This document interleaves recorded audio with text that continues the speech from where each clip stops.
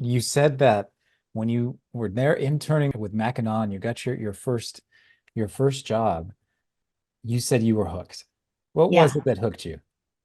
Well, I mean, so many things. One, all of the things that I like to do for fun, right? The things I like to read about Mm. and think about. I mean, people were getting paid to do that. So it was hard Mm. work, but I thought, I worked primarily reported to Larry Reed, who was the president at the time, and he let me write and research for a lot of articles. In fact, I think you can still find some of those really early articles that I wrote online on their website today, which is funny. And one of the things that I wrote about, I actually did quite a bit of research about the U.S. postal system because it really the monopolistic nature of it really offended me, and I thought, this is so crazy that it's illegal for people to compete with the post office. And, generally speaking, I didn't even think that we needed a government supported post office. But I think at the time, too, I was just thinking about, well, gosh, at the very least, why not let people compete? And that got me interested in school choice and other things like that. Like, even if we have government serving roles that I don't necessarily think it should serve, why not open that up for competition? It makes everything better. So I wrote an article about this and a little bit of the history of how folks had tried to compete with the post office throughout its history and done better than the post office, but of course had been punished for doing so. And it was the funniest thing. The article went up, and I don't, at the time, there wasn't Google alerts or anything like that. But however, the postal union employees found out they had some way to notify them that articles had been written about them and about the postal monopoly.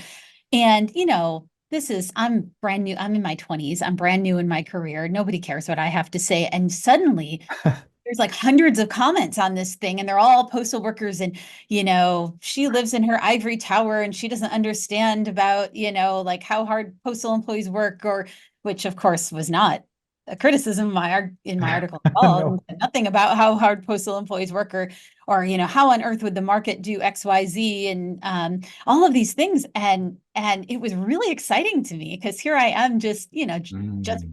barely starting a career and having people in government and adults that were, two or three times my age commenting and arguing with me. And it wasn't intimidating. It was just exciting because I thought, wow, I wrote something that really, upset a lot of people, which must mean I said something important. I thought, gosh, I could do that. I mean, if I worked at a place like this for my entire career, I mean, I'm just writing a little article. What if I worked on a law? What if I, brought a lawsuit? I mean, you could really make a difference and change people's lives this way. I have to ask, you're in your 20s and you publish your first article and you get criticism, like intense criticism, and you like it. Me speaking as a 20-year-old, I'm not 20 anymore. I would not like it. I would be intimidated. What was it about you which enabled you to be like, wow, this is cool? That seems different.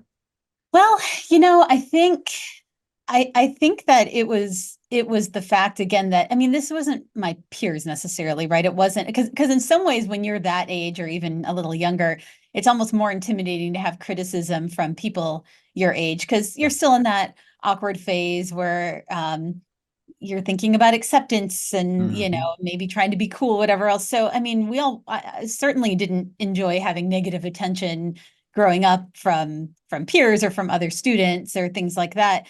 I think what was different about this is if an adult or if somebody with a career or somebody in the government is reading something that I wrote and not just saying, I mean, I'm sure some of the comments just said you're an idiot, but they really didn't know how old I was, and there wasn't any comments about, well, this person, this is just a kid and they don't know what they're talking about. It was more they were arguing on the merits of what I was talking about. I mean, they Yeah. were, and that was, I think that's why I was excited Mm. because I thought, well, they're taking me seriously, like Mhm.